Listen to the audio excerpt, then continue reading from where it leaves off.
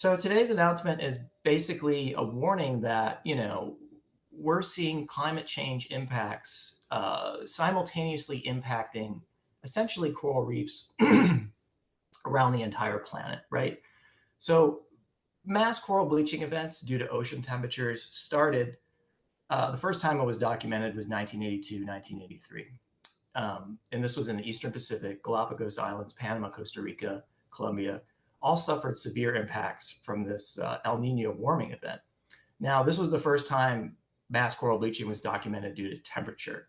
Now, bleaching events had occurred in the past, but they were very, very localized and due to things like intense freshwater runoff. Like there's a classic example in Jamaica in the 1960s. There was a severe hurricane, caused all this freshwater runoff on the reef, and that freshwater caused the reef to bleach. That reef did recover from that event, by the way.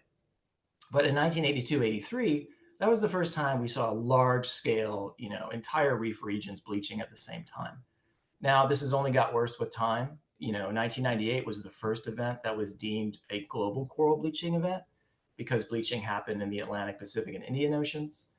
And then again, the second global event was 2010, and then the third was 2014 to 2017. So this announcement is really saying, hey, this is a big warning call that, marine health, ocean ecosystems are suffering because the oceans are warming at such an alarming rate that it's causing these devastating impacts to tropical marine ecosystems.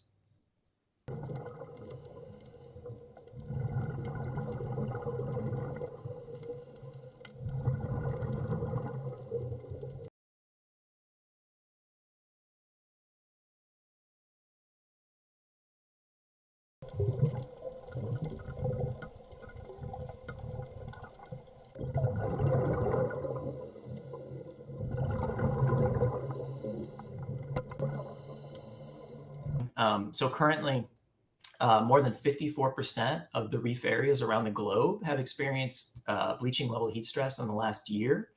And that number is growing by about 1% per week. So the previous record was 56% of the reef areas experienced bleaching level heat stress during the third global coral bleaching event, which took place from 2014 to 2017.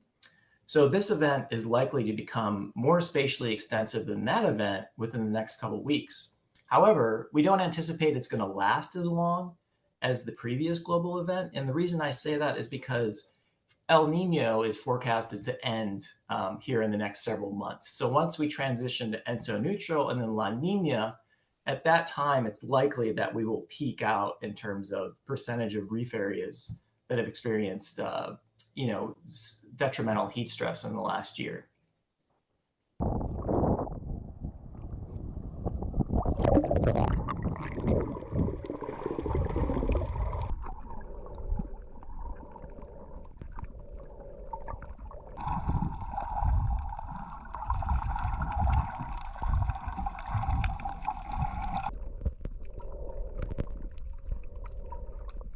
The climate projections predict that every coral reef on the planet is going to experience bleaching every year sometime between 2040 and 2050. And that's based on the rate of warming we're seeing right now.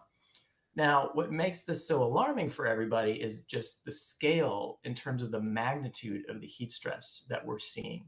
So this, the severe nature of just how hot the oceans are and have been now for, over a year is really unprecedented in any record that we have. So I would say people are very, very alarmed. There's a lot of very active and aggressive restoration activities.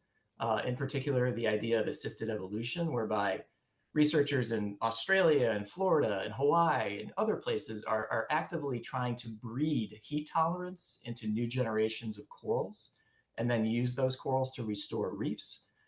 In terms of, unfortunately, this problem won't go away until there is international cooperation to reduce greenhouse gas emissions. So this problem is only going to get worse as time goes on and the oceans continue to warm, unfortunately. So in the interim, one of the goals of the management and science community is to try to reduce all the additional stressors that might be impacting reefs. And the idea there is to give corals the best chance to cope with this added stressor that they're dealing with regularly now. So, you know, things like reducing land-based sources of pollution, improving water quality, making sure that, you know, fishing is sustainable, as well as not, you know, make sure fishing is not destructive. You know, all these kind of things can really help to create an environment that gives corals the best chance to survive essentially over the next 20, 30, 40 years.